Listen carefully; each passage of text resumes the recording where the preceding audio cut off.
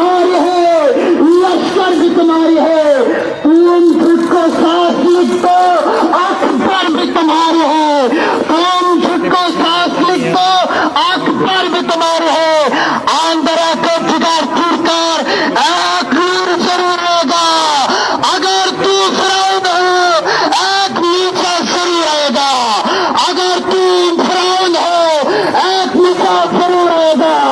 तकबीर, तकबीर, तकबीर, लब्बैक, लब्बैक, अरसे लब्बैक, लब्बैक, लब्बैक, लब्बैक, लब्बैक। President Palestine, president Palestine. रसूलुल्लाह ने खत्म करी और रसूलुल्लाह ने अस्सलामु अलैकुम व रहमतुल्लाहि व बाराकातुहू।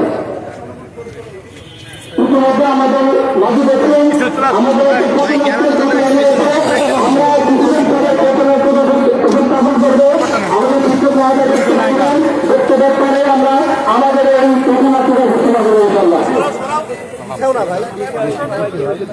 বিক্ষুব্ধ ছাত্র জনতা গাজায় বাস্তবিক হত্যাকাণ্ডের প্রতিবাদে আয়োজিত আজকের এই মানববন্ধনে এই পর্যায়ে বক্তব্য দেওয়ার জন্য অনুরোধ করছি বায়োকেমিস্ট্রি এবং মলিকুলার বায়োলজি বিভাগের সম্মানিত প্রফেসর ডক্টর মোহাম্মদ মাসুদুল হাসান খানকে।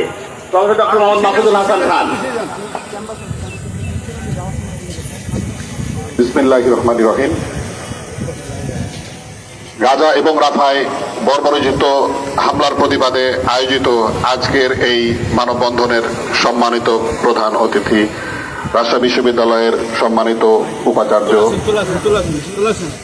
রাজশাহী বিশ্ববিদ্যালয়ের সম্মানিত শিক্ষকবৃন্দ, শিক্ষার্থীবৃন্দ, সাংবাদিক ভাই, আইন শৃঙ্খলা রক্ষাকারী বাহিনী এবং যারা শুনছেন সকলকে আমার অভিবাদন। আসসালামু আলাইকুম ওয়া রাহমাতুল্লাহ। আজকে আমরা এখানে কেন দাঁড়িয়েছি এটা কিন্তু আমরা সকলেই জানি। আজকে চারিদিকে তাকালে আমরা দেখতে পাই যে মুসলমানরা নির্যাতিত। মুসলমানদের নির্যাতন কারা করছে না আপনারা একটু ভালো করে খেয়াল করে দেখেন। আজকে হিন্দুরা নির্যাতন করে, খ্রিস্টানরা নির্যাতন করে, বৌদ্ধরা নির্যাতন করে, কিন্তু কেন? আসলে মুসলমান শব্দের অর্থটাই আমরা বুঝি না। একটা মুসলমান শব্দের অর্থ হচ্ছে আত্মসমর্পণকারী। তার কাছে আত্মসমর্পণ একমাত্র আল্লাহ তাআলার প্রতি আত্মসমর্পণ করবে, যে একমাত্র আল্লাহর কোরআন এবং রাসূলের সুন্নাহ অনুযায়ী চলবে। যখনই আমরা এই কোরআন এবং সুন্নাহ থেকে বের হয়ে গেছি তখন থেকে আমাদের আসলে মার খাওয়া শুরু হয়ে গেছে।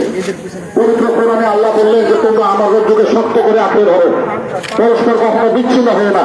কিন্তু আজকে আমরা কি দেখতে পাচ্ছি, সেখানে আমাদের এই অত্যাচার চলছে। তার চারিদিকে কারা আছেন?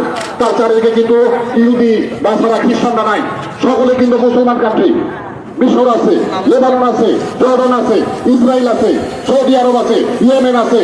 আপনারা দেখেন সকলেই মুসলমান। আসলে এরা কোন মুসলমান?